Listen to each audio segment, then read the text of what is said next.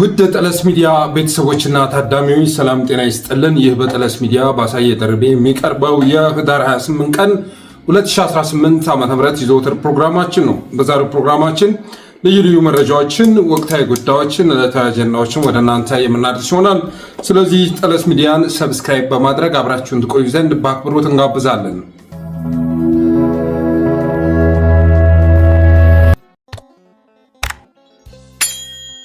የመጀመሪያ ርዕሳችን ሲዳማ ክልልን ይመለከታል። ሲዳማ ክልል በኦህዴዳዊ አገዛዝ እንዴት እየተበላ እንደሚገኝ የሚገልጽ መረጃ ደርሶናል። እሱም በቅድሚያ ወደ እናንተ የማደርስ ይሆናል። ሲዳማ ክልሉን እንዲወጣ ትልቁ ሚና ሲጫወቱ የነበሩት አብይና የኦሮሞማ አጋሮቹ ነበሩ። ዓላማቸውም ከመላ ጎደል በኢትዮጵያዊነት ምሰሶ ላይ የቆመውን የደቡብ ክልል በመበታተን በፌዴሬሽን ምክር ቤት ያላቸውን የድምፅ የበላይነት ማረጋገጥ ነው። እንደሚታወቀው በኢትዮጵያ አወቃቀር በዋና ዋና ጉዳዮች ላይ ውሳኔ የሚሰጠው ይህ ምክር ቤት ነው። በሲዳማ የክልልነት ሂደት ውስጥም ከባባድ ወንጀሎች ተፈጽመዋል ይላል። በዋነኝነት ደግሞ በክልሉ ከገጠር እስከ ከተማ በሚኖሩ አማራዎች ላይ የህይወትና ንብረት ጉዳት ደርሷል። ከነዚህም ውስጥ በሐዋሳ፣ ለኩና አለታ ወንዶ ከተሞች ላይ የደረሰው ጉዳት በአካል ተገኝቼ አይቼ በእጅጉ አዝኛለሁ ይላል ይህም መረጃ የላከልን ፈጣሪ ያሳይ። እንግዲህ ለሲዳማ ክልልነት ጥያቄ አማራ ህይወትና ንብረት ሲገበር ይህ እንግዲህ አማራን በያለበት ማህበራዊ ሰላም መንሳት የሚለው የህወሓት ኦነግ ኦሮሞማ መርህ ነው ይላል። አብይ አህመድ ክልልነት አይጠቅማችሁም እያለ በመድረክ እያወራ በጎን እነ ጀዋርን ልኮ አንድም የነባሩን ደቡብ ክልል አመራሮች ያስፈራራ በቶሎ ውሳኔውን እንዳጸድቁ፣ ሌላም ደግሞ ኤጀቶ የሚባል የመደበኛ ኃይል በማደራጀት ሽብር ፈጥሮ ጎን ለጎን ሲዳማ በክልልነት ሲደራጅ እርሱን አጀንዳ ሊያስፈጽሙ የሚችለው አመራሮችን ሲመለምል ነበር። መልመላውን እንደጨረሰም የክልልነት ጥያቄው እንዲመለስ አደረገ። ሴራውን ሳያውቁ የክልልነት ጥያቄውን ከፊቱ ነው ሲመሩ የነበሩትን እነ ሚሊዮን ማቴዎስና ቃሬ ቃዊቻን በማግለል አሁን ያለውን ደስታ ሌዳሞን ፕሬዝዳንት እንዲሆን አደረገ። ይህ ውሳኔ ለገለልተኛ ታዛቢዎች እጅግ አስገራሚ ነበር። ምክንያቱም እነ ሚሊዮንና ቃሬ ባሉበት ይህ ሰው ወደዚህ ቦታ መምጣቱ የሚጠበቅ ስላልነበረ ነው። ሚስጥሩ ግን ደስታ ሌዳሞ የማልጋ ወረዳ ተወላጅ መሆኑ ነው። በዚህ ወረዳ ተወላጅ የሆኑ ሲዳማዎች ደግሞ ራሳቸውን ኦሮሞንን ብለው የሚጠሩ ናቸው። ከተሾመ ጀምሮ በርካታ ቅሬታዎች ቢቀርቡበትም እስካሁን ከስልጣን ያልተነሳው የአብይን የኦሮሞማ ፕሮጀክት ለማስፈጸም ከእርሱ የተሻለ ሰው ስለሌለ ነው። እርሱም ቢሆን ውለታውን አልረሳም። ዛሬ በክልሉ ከከተማ እስከ ገጠር ድረስ ያለውን የስራ ዕድል ቡና ወደ ውጭ መላክን ጨምሮ የአብይ ደጋፊ ኦሮሞ ባለሀብቶች ናቸው ተቆጣጥረው ያሉት። ከዚህ ቀደም በእነዚህ የስራ ዘርፎች ተሰማርተው የነበሩ የክልሉ ተወላጆች በዚህ ጉዳይ በእጅጉ እየተማረሩና ክልል እንሆን ብለው የጠየቁበትን ጊዜ እየረገሙ ይገኛሉ። አብዛኞቹ የክልሉ ተወላጆች በተለይ ሐዋሳ በኦሮሞማው እንደተበላች ይስማማሉ። ከዚህ ቀደም ከከተማዋ መንገዶችና ዋና ዋና ቦታዎች ላይ ኦሮምኛ ሲነገር መስማት እንግዳ ነገር ነበር። አሁን ግን ግርምት ላይ እስኪጥል ድረስ በከተማዋ ኦሮምኛ ተናጋሪ በዝቷል።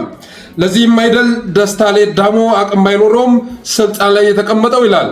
አብይ በሲዳማ ክልል ላይ ከዚህም ከፍ ያለ ፕሮጀክት አለው። የሲዳማ ክልልና የጌዶ ዞን የምትመሰረተው የኦሮሚያ ሪፐብሊክ የመልክዓ ምድራዊ ወጥነት እንዳይኖራት በመሃል የገቡ ናቸው። ስለሆነም ተሰቅጠው ካልጠፉ በስተቀር የሪፐብሊኳ ህልም ቅዠት ሆኖ ነው የሚቀረው። ይህንንም ለማሳካት ስራ የጀመረው ገና ወደ ስልጣን መምጣቱን ሳያረጋግጥ ነበር።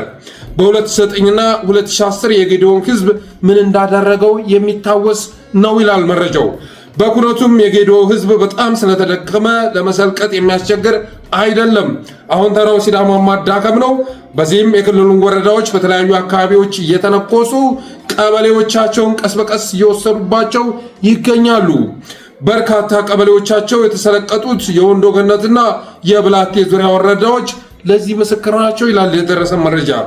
የክልሉ ልሂቃን ይህን የተረዱት ቢሆንም ደስታ ሌዳሞ እስካለ ድረስ ምንም ማድረግ እንደማይችሉ አውቀው እየተብሰከሰኩ ተቀምጠዋል። አብይ ከክልሉ ቦታዎችን በመቀማት ላይ ብቻ አልተወሰነም። ይልቅ በትምህርት ስርዓታቸው ውስጥ ገብቶ ተጽዕኖ በማሳረፍ ላይ ይገኛል። ከዚህ ጽሑፍ ጋር ያያዝኩል ማስረጃ ይህን በግልጽ ያሳያል ይላል። በፎቶ የተላከ ነው። ማስረጃው በአንድ የመጀመሪያ ደረጃ ትምህርት ቤት ውስጥ በ2016 ዓ.ም ለ7ኛ ክፍል ተማሪዎች የተሰጠ የሶሻል የዓመቱ የመጨረሻ ፈተና ነው። እንደምታዩት ከተሰጡ ጥያቄዎች ውስጥ ወደ 58 በመቶ የሚሆኑት የገዳ ስርዓትን የተመለከቱ ናቸው። ይህም በአዲሱ ትውልድ ላይ የሚደረግ ግልጽ የአእምሮ አጠባ ወይም ብሬንጎሽ መሆኑ ነው። ሲዳማ በቶሎ ካልነቃ ከጥቂት ጊዜ በኋላ ራሱን ጠፍቶና ሌላ ማንነት ተላብሶ የሚያገኘው ይሆናል ይላል ቸርን ሰብት በህዳር 2018 ዓ.ም ከተሰባሰበ መረጃ የተገኘ በማለት በፎቶም ጭምር አስደግፎ ማለት ነው። ሰባተኛ ክፍል ተማሪዎች የተሰጡትን ፈተና አብዛኞቹን ስታነቧቸው ስለ ገዳ የሚያወሩ ሆነው ታገኛላችሁ። ከላይ ጀምራችሁ ስታዩት ስለ ቦረናና በረንቱ የሚያወራ ስለ ገዳ ሲስተም፣ ቆንደላ፣ ሉቦ፣ አባገዳ፣ አባዱላ እያሉ የሚቀጥሉ ጥያቄዎች ናቸው እና እነዚህ ጥያቄዎች የወጡት ኦሮሚያ ክልል ውስጥ ቢሆን የሚገርም አይደለም። ግን በሲዳማ ክልል ላይ ሙሉ ለሙሉ ከ50% በላይ የሚሆነው የአባገዳ ጥያቄ መሆኑ የተላከው መረጃ ልክ መሆኑን የሚያመላክት ነው።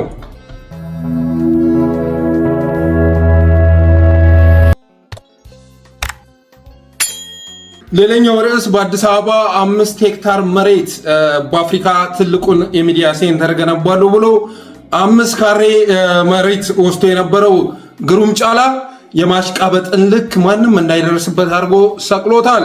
ብዙዎች እንግዲህ ባሳለፍናቸው ዓመታት ሲያሽቃብጡ አይተናል። ከደቡብ ጎንደር የመጣ አንድ ቄስ ወአብይ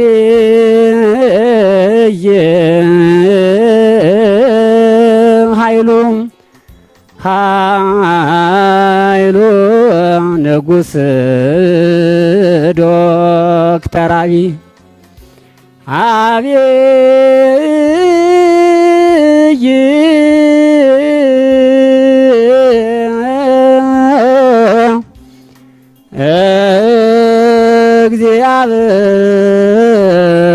እግዚአብሔር ወአብይ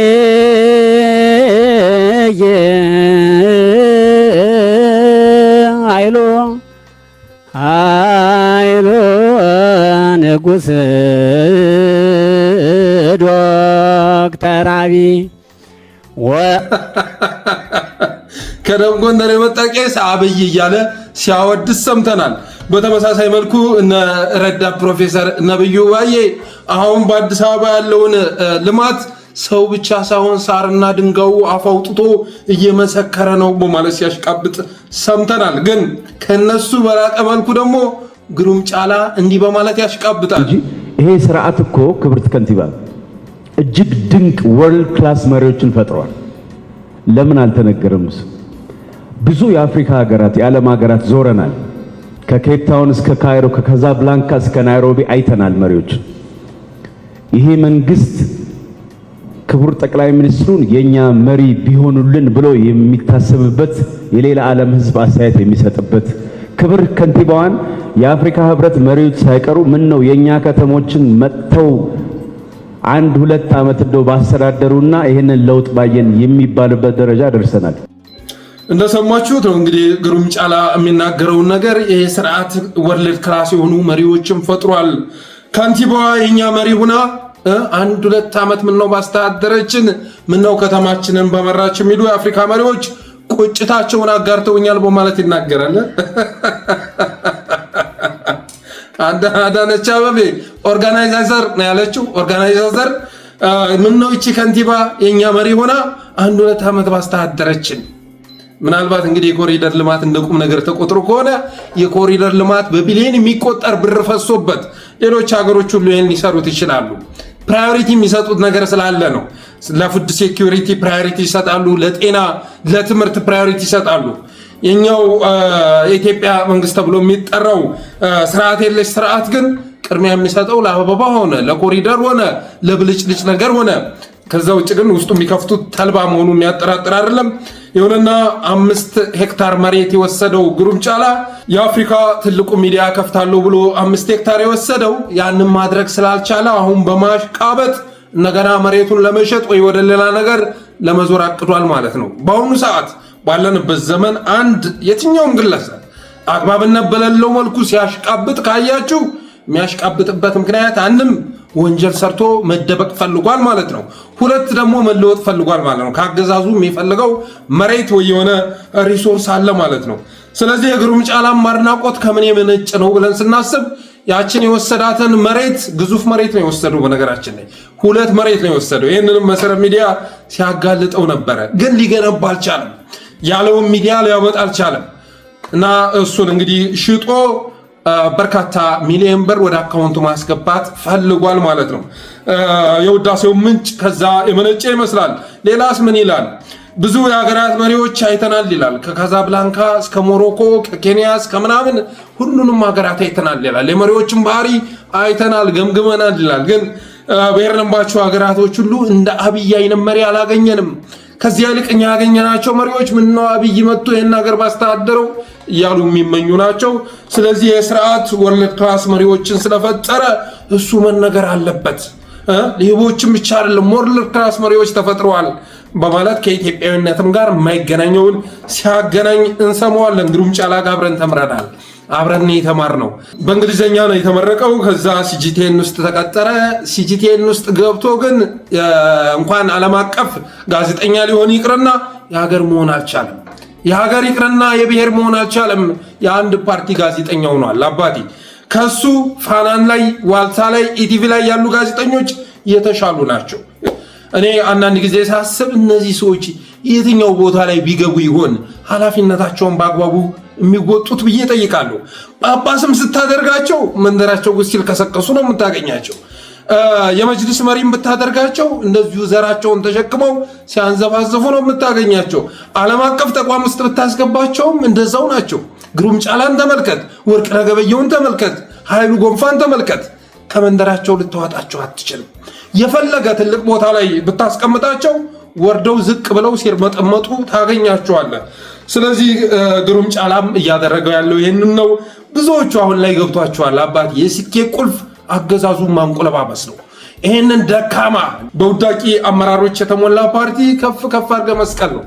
ከዛ በኋላ ና ትባልና ትጠራና የምትፈልገው ነገር ይሟላልሃል። ወንጀል ከሰራ እንድታመልጥ ይፈቀድልሃል። ግሩም ጫላም እያደረገው ያለው ይህንኑ ነው።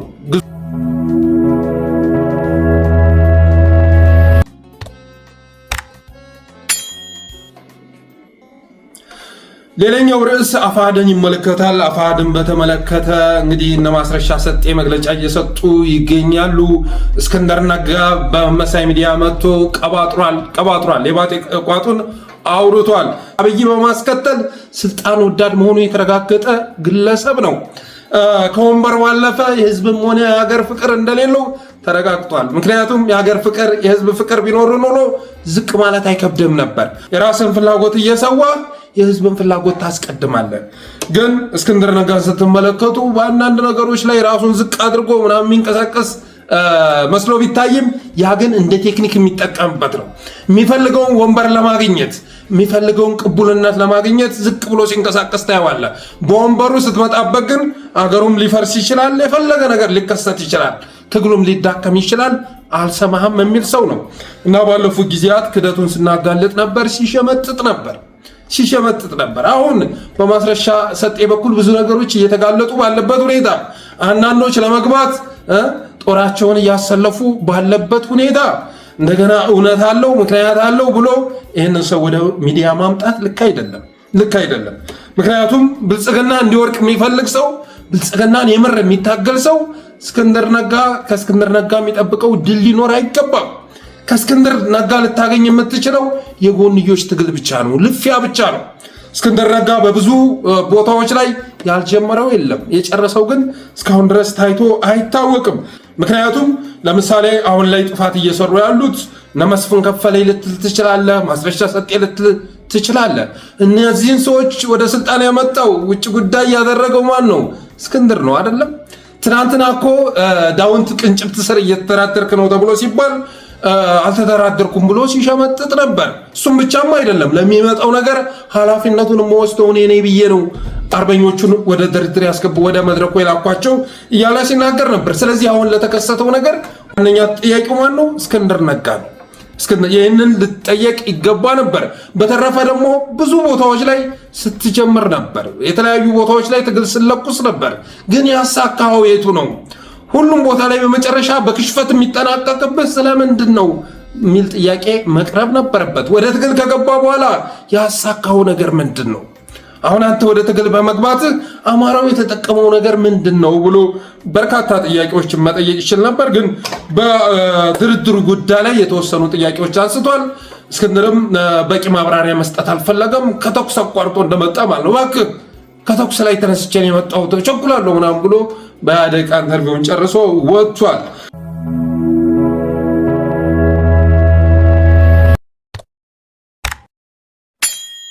እንግዲህ በአማራ ትግል ውስጥ በርካታ ኃይሎች መከሰታቸው የሚዘነጋ አይደለም።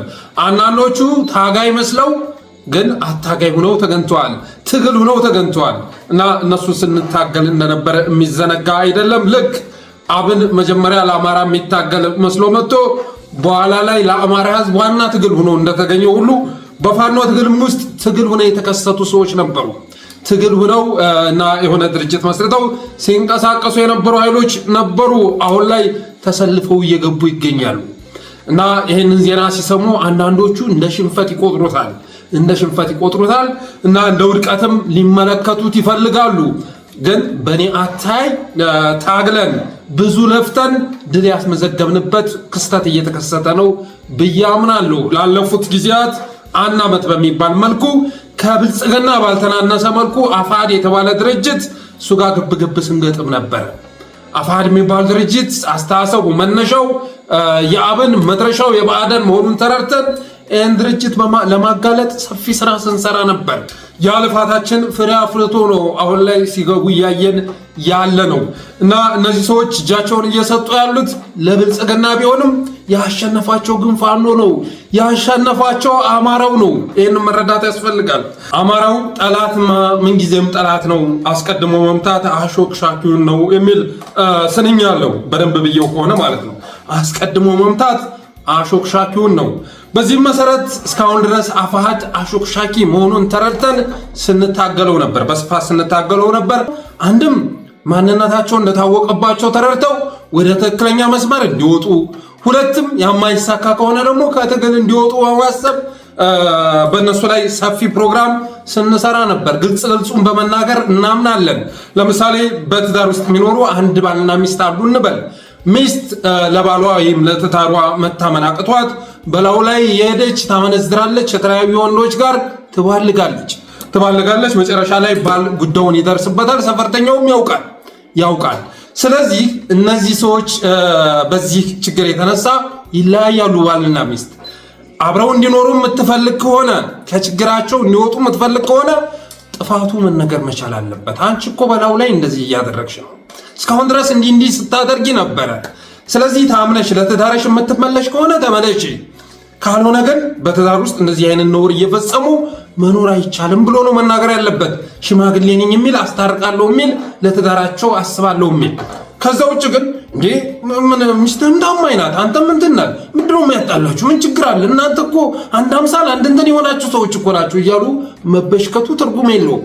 ከችግራቸው እንዲወጡ ከተፈለገ ችግርን መናገር ያስፈልጋል በሚል አስተሳሰብ ችግሩን እየዘረዘርን ከዛ ማጥ ውስጥ እንዲወጡ ጥረት ስናደርግ ነበር እና በእስክንድር ነጋ የሚመራው አፋሕድም እንደዚህ አይነት ችግር እንዳለበት ከታወቀ ዓመት አልፎት ነበር። በአማራ ላይ ሲወሰልት ነበረ፣ በትግሉ ላይ ሲባልግ ነበር፣ የተለያዩ ኃይሎች ጋር ሲነጋገር ነበር። ግን ከተሳሳተ መስመር አፈንግጠው ወደ አዋጩ መስመር እንዲመጡ ወይም ለቀው እንዲወጡ አሰላለፋቸውን በመናገር ከማን ጋር እንደተሰለፉ በመናገር በውጭና በሀገር ውስጥ የሚኖረውን አማራ ከፋፍላችሁታል እያል ስንተቻቸው ነበር። ዓላማችን ወይም መነሻችን አማራ መድረሻችን ኢትዮጵያ ቢሉም የለም መነሻችሁ አብን ነው መድረሻችሁ ብአዴን ነው እያልን ስንተቻቸው ነበር። አብን የአማራ ታጋይ መስሎ የአማራ ብሔርተኝነት ትግልን የሚወክል መስሎ መጨረሻ ላይ ብአዴን ሆኖ እንደተገኘው ሁሉ በፀረ አማራ መስመር ተሰማርቶ እንደተገኘው ሁሉ እናንተም መነሻችሁ አብን ነው። ለምን ለአማራ ታጋይ መስሎ ስለመጡና እስክንድር ማለት መዳረሻችሁ ደግሞ ብአዴን ነው እያልን ስንናገር ነበር። አሁን ሲባሉት እንደነበረው ሁሉ መሆን ጀምረዋል። በተጠረጠሩበት ወንጀል መከሰት ጀምረዋል። የሰቀሉትን ጠመንጃ አንከርፍፈው ወደ አገዛዙ መግባት ጀምረዋል። ለምን መግባት ጀመሩ? ይሄን አስባችሁበት ታውቃላችሁ? ለምን መግባት ፈለጉ? አፋሕዶች ወደ አገዛዙ መግባት የፈለጉበት ምክንያት ምንድን ነው? አንደኛ ሜዳው ላይ ያሉት ጀግኖች እና ኢንጂነር ደሳለኝ እና ሀብቴ ወልዴ እና ምሬ ወዳጆ እና ዘመነ ካሴ እነዚህ ሰዎች ዓላማ በአደናዊ መሆኑን ተረድተው ህዝባዊ ዓላማ እንደሌላቸው ተረድተው ስላባረሯቸው ነው ዛሬ እጅ እየሰጡ ያሉት። ባለማወቅ አብረዋቸው ተሰልፎ የነበሩ ኃይሎች እናንተ ጋር ተሰልፎ አገዛዙን ማገልገል እንጂ አገዛዙን መታገል አይቻልም ብለው ስለተለዩዋቸው ነው። እንግዲህ አፋር ሲባል ከተዋጊ አንጻር ካየነው ከፍተኛ ተዋጊ ያለው ማን ነው? አንደኛ መከታው ነው። ሁለተኛ ደግሞ ደረጀ በላይ ነው። አሁን ባለው መረጃ መሰረት እነዚህ ሁለት ሰዎች ተለይተዋል። እኛ መታገል እንፈልጋለን፣ አገዛዝ ካልተወገደ እኛም ህዝቡም ሰላም ሊኖረው አይችልም ብለው እስካሁን ድረስ ባቋማቸው እንደጸኑ ነው። ስለዚህ እነ ደረጀ በላይና እነ መከታው የጓዶቻቸውን ምንነት ተረድተው እናንተ ጋር ሆኖ አገዛዙን ማገልገል እንጂ መታገል አይቻልም ብለው ስለተለዩዋቸውና ብቻቸውን ስለቀሩ ነው። ትናንት ባለማወቅ ሲደግፋቸው የነበረው ኤሊትና ዲያስፖራ ማንነታቸውን ተረድቶ ስለተጠየፋቸው ነው። ሌላው ልሳናችሁ ሁኑ ብለው የቀጠሯቸው ልሳናችን ሁኑ ብለው የቀጠሯቸው ሚዲያዎች መዋሸትና ማምታታት ከማይችሉበት ደረጃ ላይ በመድረሳቸው ነው። ጌታዬዋ ከተዋጊው በላይ እኮ ሚዲያውን ድባቅ መተነው ነበረ። አፈራርሰነዋል እኮ ሚዲያውን። የነዚህ ቅጥረኞች ተቀጣሪ ሆነው ፕሮፓጋንዳ ሲነዙ የነበሩ ሚዲያዎች ቀድሞ የማፈራረስ ስራ ተሰርቷል። ስለዚህ ልሳኖቻቸው የሆኑ አሁንም ከሚዲያው ፕላትፎርም ያልወጡ ከዚህ በላይ መዋሸት አንችልም፣ ከዚህ በላይ ማምታታት አንችልም ስላሏቸውና ሚዲያቸው ስለተሸነፈባቸው ነው። ሌላ ስንቅ የሚያቀርብላቸው ህዝብ ከአገዛዙ ጋር እንደሚሰሩ አውቆ እኛ ታጋይ ፋኖ መስላችሁን እንጂ ቀፋይ ባህደን መሆናችሁን መቻወቅን ህዝቡ ራሱ ተቀምጠው ላው ላይ ተዘፍዝፈው ስንቅ ሲያቀርብ የነበረው ህዝብ እኛ ታጋይ ፋኖ መስላችሁን እኮ ነው፣ የባዕደን አገልጋይና የባዕደን ባልደረባ መሆናችሁን አላወቅንም ነበር። ስለዚህ በሁለት ባዕደን መበዝበዝ ስላንገፈገፈን ባዕደን አመራሮቹን ይሰብስብልን ማለት በመጀመራቸው ነው። ና ጓዶችን ውሰድልን እያለ ህዝቡ ማማራር ስለጀመረ ነው። ባለፈው ደገር ላይ ደገር ጌታው ሸዬ መቃብር አለ። ጌታው ሸዬ መቃብር እና በርካታ የሙስሊም ወገኖችም አንዳንድ ክርስቲያኖችም ጭምር እዛ ቦታ ላይ እየተገኙ ዚያራ ያካሄዳሉ። በጣም በደማቁ ጥቅምት ወር ላይ ማለት ነው። እዛ ጋር አስረሻ ሰጤ 200 ብር በአንድ ሰው ሲቀበሉ ነበር፣ ቀረጥ እያሉ ማለት ነው። ለዚያራ የመጡ የጤና መታወክ አጋጥሟቸው እዛ ቦታ ላይ መተው ዘይረው ሲሄዱ ሰላም ይሰማናል ብለው የሚያምኑ ወገኖችን 200 ብር ሲበዘብዙ ነበር። የአካባቢውንም ሲያራቁቱ ነበር። መጨረሻ ላይ ግን እኛ በሁለት ባዕደን መበዝበዝ ሰልችቶናል ልቀቁልን ማለት ስለጀመረ ነው ህዝቡ። ከምንም በላይ ደግሞ አፋባሃ የመጨረሻ ድልና የመጨረሻ ማስጠንቀቂያ ስለሰጣቸው ነው። ትመጣላችሁ ወይስ ትሄዳላችሁ ስላላቸው ነው። የምትመጡ ከሆነ ኑና ታገሉ፣ ካልሆነ ግን ወደ አገዛዙ ገብታችሁ አገልግሉ። መሃል ቤቱ ናችሁ ማምታታት ከዚህ በኋላ አትችሉም፣ መጥቼ ድባቅ መታችኋለሁ ብሏቸው ነበር። ስለዚህ ከባዱ ጊዜ እየመጣ መሆኑን ስለተረዱ መሃል ላይ ሆነው ማምታታታቸውን ትተው ወደ አገዛዙ ሊገቡ ችለዋል።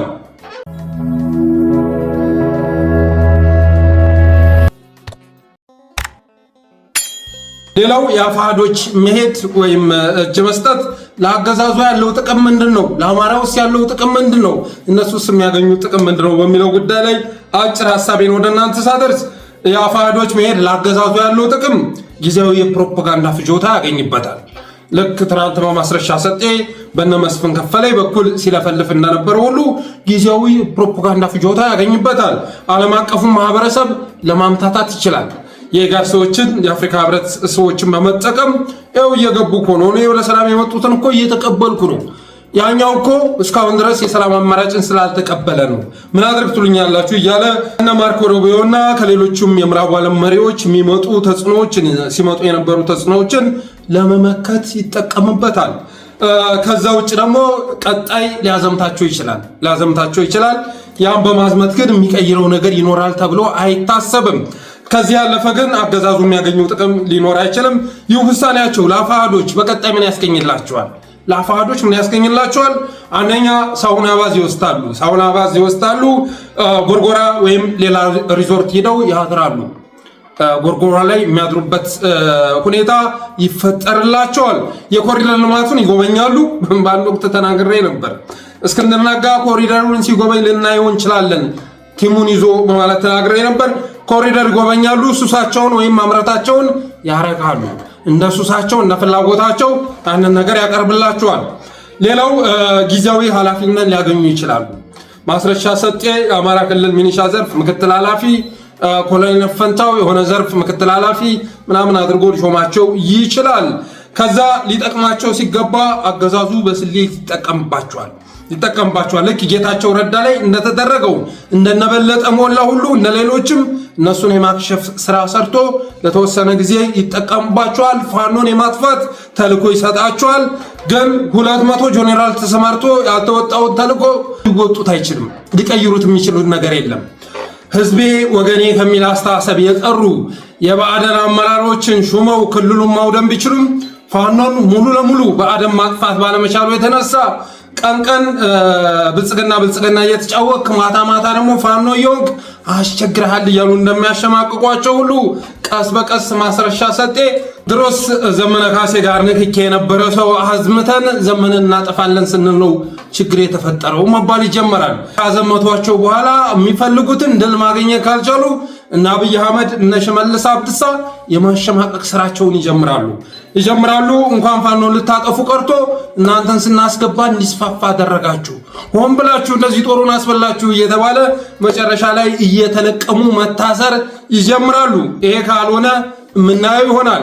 የሰጡትን መሬት መውሰድ ይጀምራሉ። የከፈቱላቸውን አካውንት ማገድ፣ አለፍ ካለም ወደ እስር ቤት ማስገባትና ማሳደድ ይጀምራሉ። ፍጻሜው ከዚህ አያልፍም። ይህንም መዝግባችሁ ያዙልኝ። ከአፋዶች ከትግል መውጣት አማራው ምን ጥቅም ያገኛል? ምን ጥቅም አገኘ በሚለው ጉዳይ ላይ አጭር ሐሳቤን ወደ እናንተ ሳደርስ ዳውንት ቅንጭብት ስር ቁጭ ብለው የተኩስ አቁም ስምምነት ፈርመው ትግል ካቆሙ ዓመት ስላለፋቸው በዚህ ረገድ የሚያደርሱት ጉዳት የለም። ይህንን ሀቅ መቀበል አብዛኞቻችሁ የሚከብዳችሁ ቢሆንም ያኔ ዳውንት ላይ ከተስማሙ በኋላ ያኔ ዳውንት ላይ የተስማሙት የተኩስ ማቆም ስምምነት ነው። ይህም መረዳት ያስፈልጋል።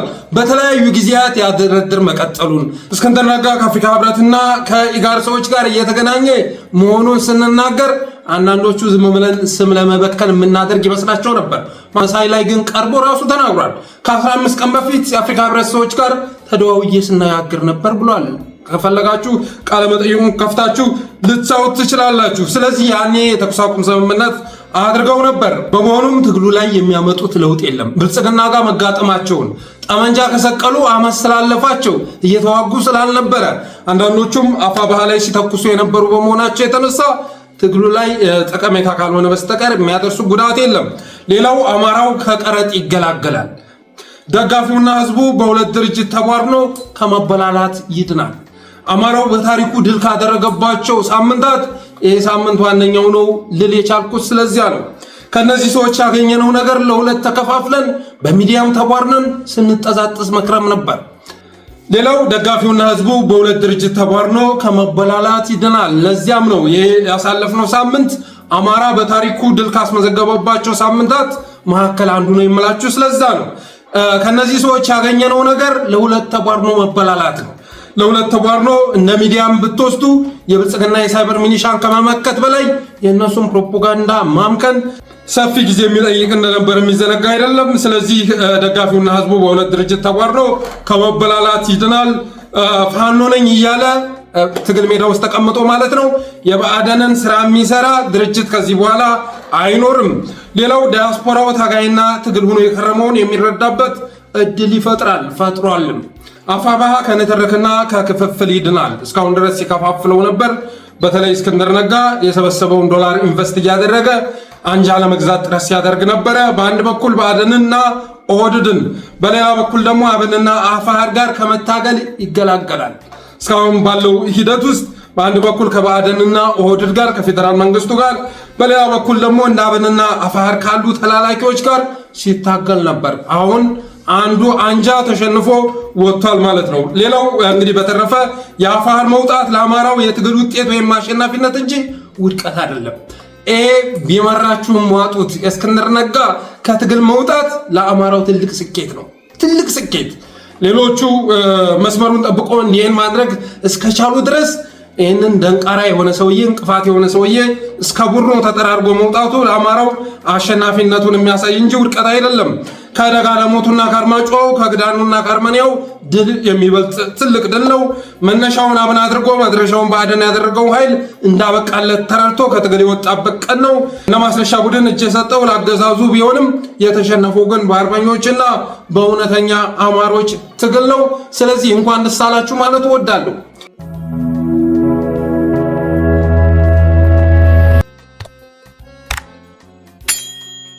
ሌላው ባጭሩ የሚሄድበት ነገር አንዳንድ ጊዜ የማይነጻጸሩ ነገሮችን የማነጻጸር ሁኔታ ይታያል። እነ እስክንድር እየወጡ ነው፣ እነ ማስረሻ እየወጡ ነው። ከዛ እነሱን አቻ ፈልጎ ደግሞ ያኛው ኃይል ለመምጣት ጥረት የሚያደርግ ኃይል እያየን ነው። እስክንድርን ከዘመነ ካሴ ጋር ማወዳደር፣ እስክንድርን ከመሬ ወዳጆ ጋር ማወዳደር፣ ማስረሻ ሰጤን ከአስረስ ጋር ማወዳደር፣ መስፍን ከፈለኝን ከሄኖክ አዲስ ጋር ማወዳደር የሚቃጣቸው አንዳንድ ተንታኞችን እያየን ነው። በነገራችን ላይ በጣም ብዙ የአእምሮ ህመም ያለባቸው ሰዎች ተንታኞቹ ነው ሚዲያ ላይ የማትረክረክ ስራ ሲሰሩ እያየን ነው። ፍኖተ አማራ የሚል አንድ የዩቲዩብ ቻናል አለ እና ትናንትና የሰራውን ፕሮግራም ልከውልኝ እያየው ነበር። ከአርበኛ የሚቀረው የለም። ከአርበኛ የተባለውን እስክንድር ነጋን ይተቻል፣ ዘመነ ካሴን ይተቻል፣ ሄኖክ አዲስን ይተቻል፣ አስረስ ማረን ይተቻል፣ መሬ ወዳጆን ይተቻል። ማን ነው እነዚህ ሰዎች ትግል ለመጥለፍ የገቡ ናቸው? ማን ነው ምሩይ ብሎ የመረጣቸው እያለ ሲጠይቅ እያየው ነበር።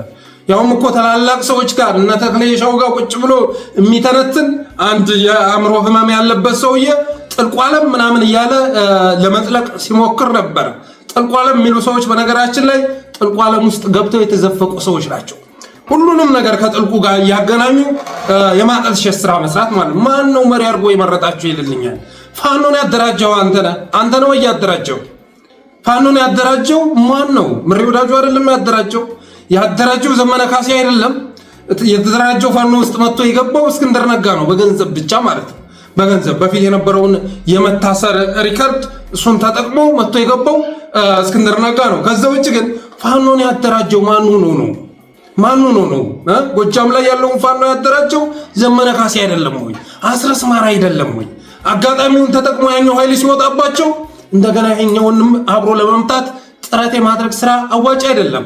አመቻችቷል። እነ ልደቱ አያሌውን በተቃዋሚነት እነ ኢንጂነር ይልቃል ጌትነትን በተቃዋሚነት ሌሎችንም ተቃዋሚ ብሎ መጨረሻም ደግሞ ሲያመጣ ብአዴን መጨረሻ ላይ አብንን ሲፈጥረው ብአዴን ላይ ህዝቡ ሲነሳ የሚያድነው አብን ነው ተብሎ አብን ተበጀ ማለት ነው።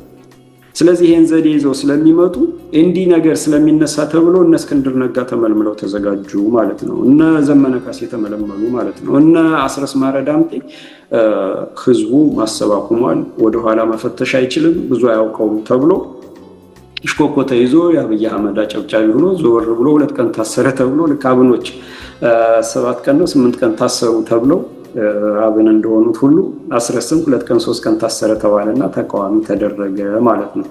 ልክ በዚህ ልክ ስም ተገንብቶላቸው ተቀባይነትና ህዝባዊነትን አግኝተው የመጡ ሰዎች ወደ ፋኖ መሪነት ገቡ ማለት ነው።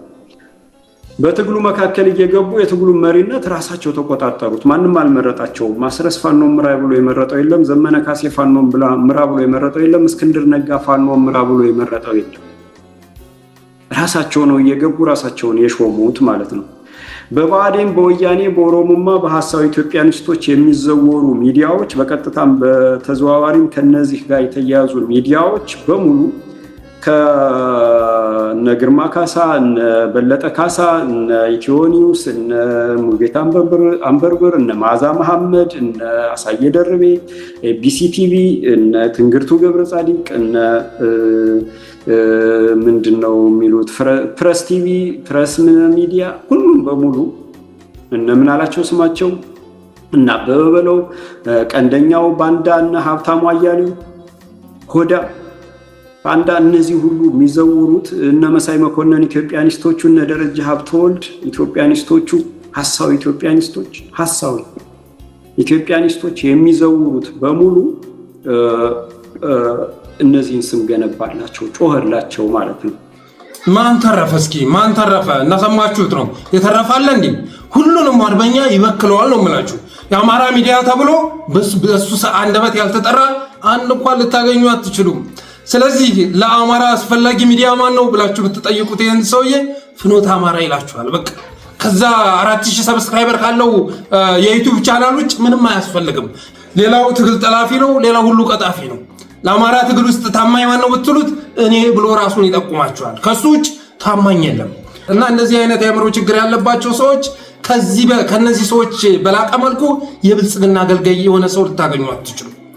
እነ ምሬ ወዳጆን፣ እነ ዘመነ ካሴን፣ እነ አስረስ ማረን ያህል ጀግኖች፣ ፋኖን ያደራጁ ጀግኖች እና ወደ ትግል ያስገቡ አርበኞች በዚህ ልክ ዘመቻ የሚከፍት በውጭ ሀገር ተቀምጦ ማለት ነው። እነዚህ አይነት ቡልሃ ሰዎች ናቸው አማራ ትግል ውስጥ ጭራሽ ሊደርሱ የማይገባቸው። በነገራችን ላይ እንደዚህ አይነት አስተሳሰብ ያላቸው በርካታ ስለሆኑ ነው እንጂ ለርዕስም የሚመጥን ስለሆነ አይደለም። በተረፈ የዛሬ ፕሮግራማችን ይህን ይመስል ነበር። የጠለስ ሚዲያ ሜምበርና ሰብስክራይበር በመሆን ስቲከሮችን በማበርከት ብሎም ዝግጅታችንን ላይክ፣ ሸር እያደረጋችሁ ሌሎች በማጋራት ጠለስ ሚዲያን አበረታቱ ብለን የዛሬ ዝግጅታችንን እንቋጫለን። እናመሰግናለን።